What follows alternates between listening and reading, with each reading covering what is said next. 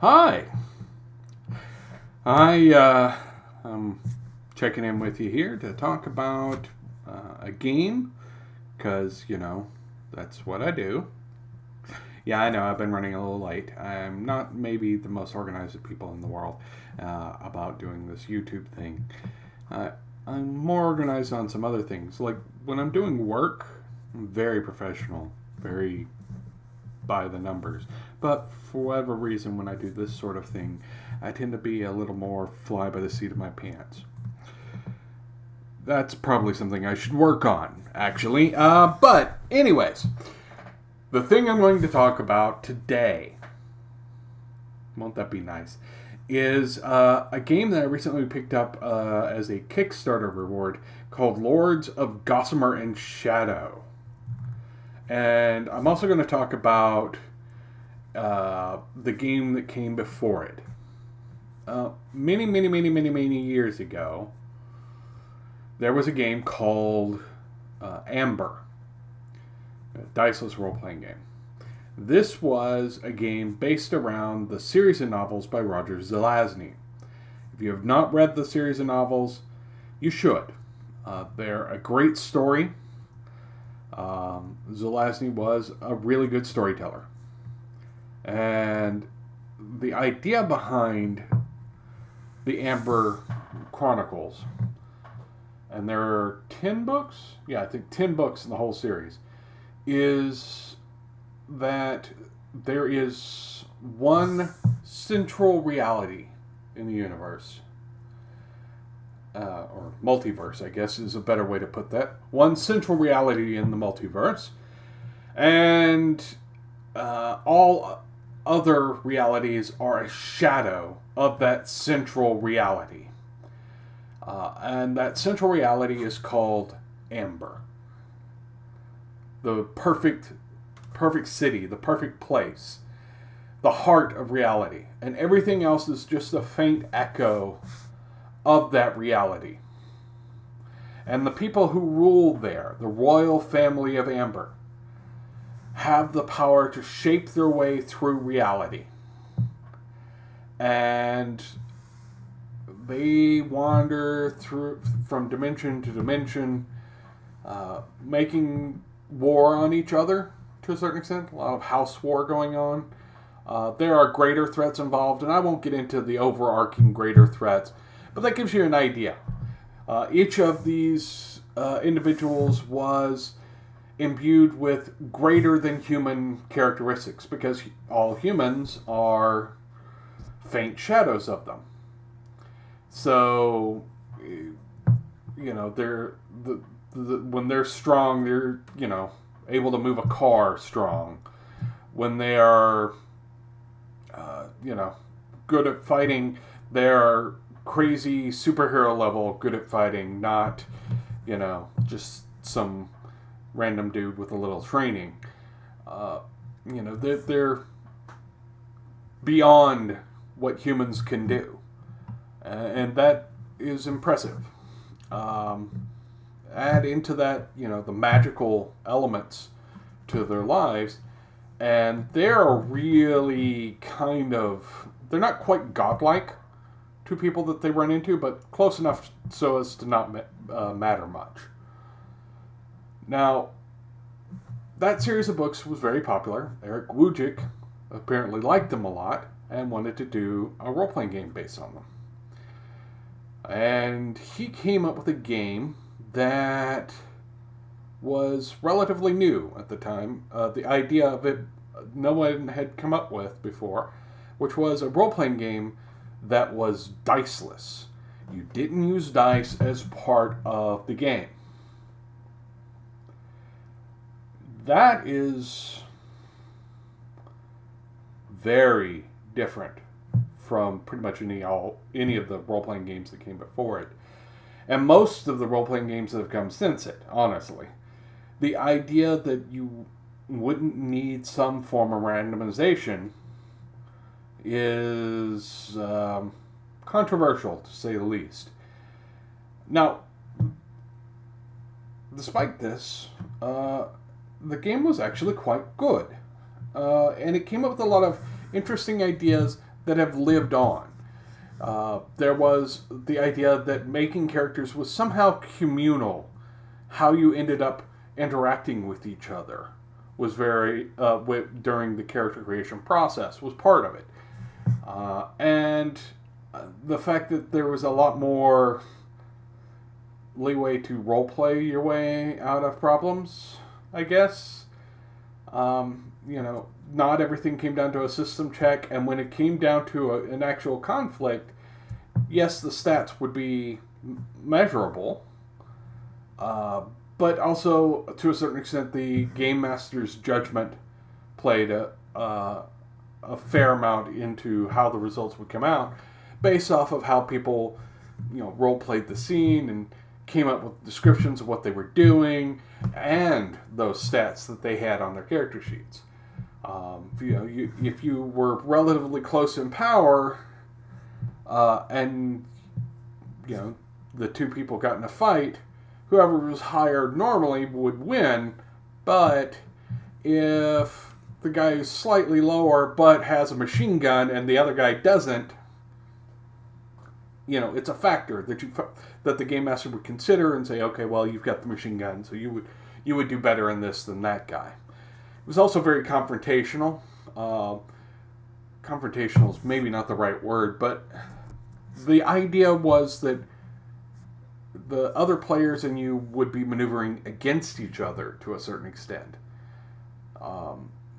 This is not to say that it was constant PvP all the time, but there was certainly a fair amount of maneuvering against each other.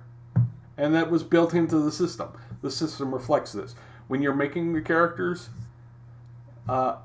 you get the stats by auction.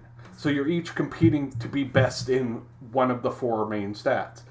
And that is important, because it sets the tone of you're always comparing each other to each other. And so puts you at a certain amount of odds from the beginning. And this reflects the theme of the books.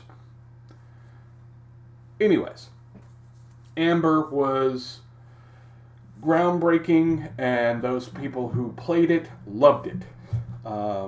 Those people who gave it a chance and checked it out thought it was the best thing ever. And when I say this, bear in mind, I've been gaming for better than 30 years, and I went to a convention once where there were a bunch of game designers sitting on a panel. Some of them are actually relatively well known at the time, like Mark Reinhagen, and they were all asked what the future of gaming was, and most of them pointed to Amber. And this was in the 90s. Well, okay, so it didn't end up being the future of gaming. Or sort of it did. There were not a long run of diceless games after that. There just weren't. There were a couple here and there,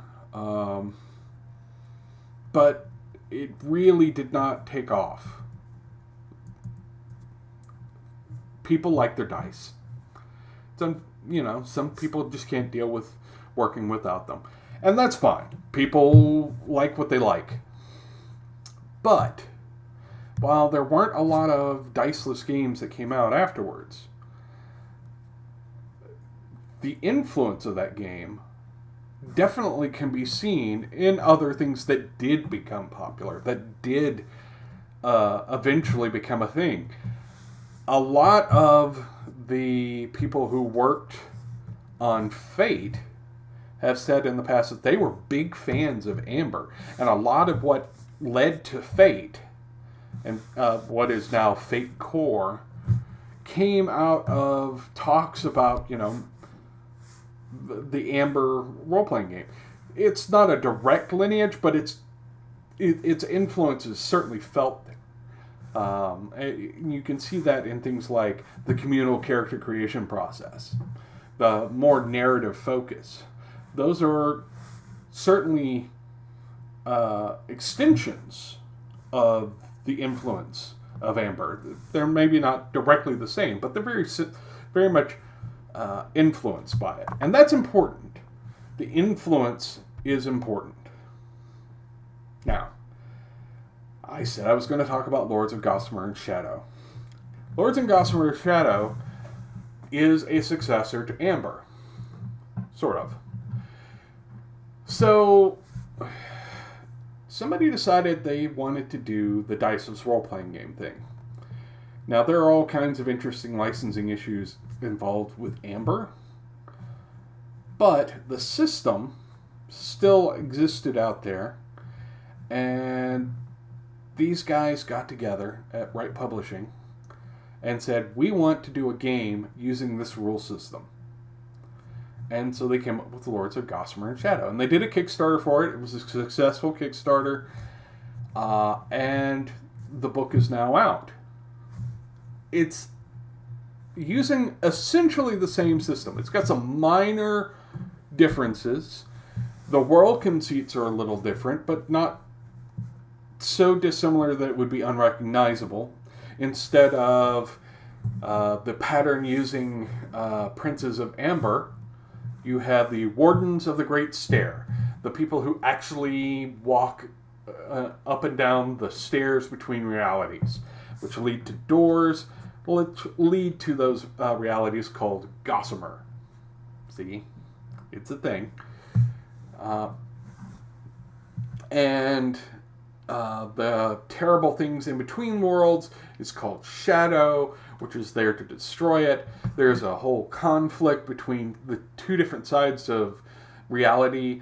Eidolon, which is the sense of order to the universe, the sort of blueprint of the way things should be, and Umbra, the chaos of the universe, the sort of unraveling effect. It's sort of a conversation between chaos theory there, where order from chaos, chaos from order. You get the idea. Anyways, it's a neat game, and it's very simple because it is based off of that diceless setup. You have 4 stats. You bid for the stats as a group, and then with whatever points you have left after you've bid for your stats, you buy powers, and these things can be like Warden of the Great Stair, which allows you to travel between realities and do nifty things with doors, or it could be Eidolon Master or Umbra Master or cantrips, which are sort of, I guess, power words is a good way to put it. They are magical spells that you can activate with a word.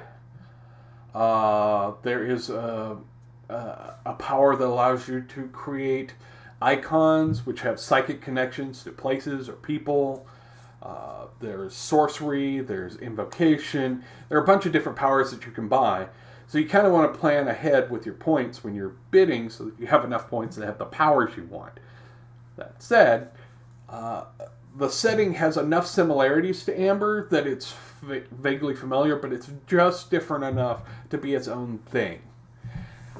And it works well with the system. There's sort of the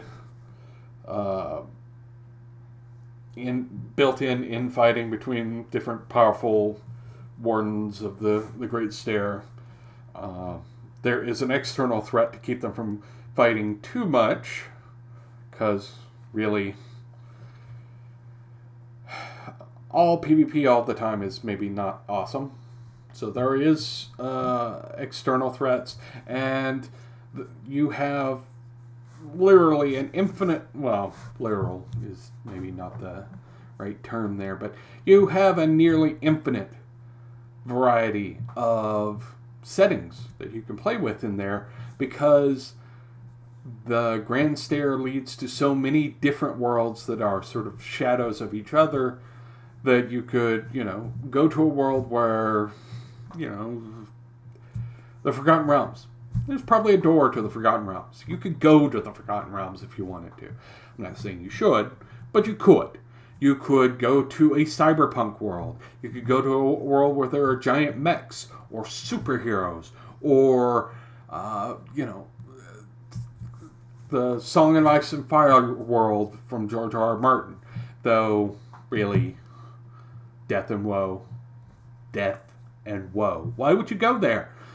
I mean, what rational person would actually go there? It's fun to read about, but you wouldn't want to go hang out there. I mean, seriously. Except for the people who play the role-playing game, which I'm one of the ones who played the role-playing game. And it's an awesome game, and I love it. And I kind of miss the game I played in. We had cool people playing, and I'm rambling. Anyways, Lords of Gossamer and Shadow also has beautiful artwork. Oh my. The artwork in this book is amazing. It ranges from, wow, that's pretty good, to, oh my god, why is this person not working on all the books ever? That may be an exaggeration. It's possible that I exaggerate from time to time. You'll have to forgive me. But only slightly. It's a really beautiful book. It is available as print on demand, and you will notice the difference in quality in the paper, but not in the printing. The actual books themselves are beautiful, and I am glad that I own a copy. Honestly, it is a lovely, lovely book. It's a book I could hand people who are not gamers, and they would still go, ooh. It's that good. You should definitely check it out. Anyways, I would like to play in a game or run a game of Lords of Gossamer and Shadow sometime. These days, my gaming group is maybe not the most cohesive thing in the world. You know, life happens. People have kids. People have jobs. It's a thing. Don't worry about it. I say that a lot, don't I? I wonder why that is. Oh well, it's amazing and simple. Is it for everyone? No. No. Here's the thing. When you're dealing with a diceless game with some built-in adversarial relationships in it, yeah, you really have to trust everybody involved. The game master has to have the trust of the players. The players have to trust each other. And when I say trust, I mean not that they won't be doing underhanded things on an in-character level, but that they trust each other to play fair with each other. That they won't get angry because a ruling didn't go their way, or the ability to recognize that, actually, that was a really cool thing. You should totally win that fight. Things like that. And not every group has that. It's a shame. Every group should have that, but not every group does have that. Also, there are going to be some people who are traditionalists or are bothered by the fact that there isn't a random element. There's not. And that can be problematic for some people. If you're one of those people, this is not the game for you.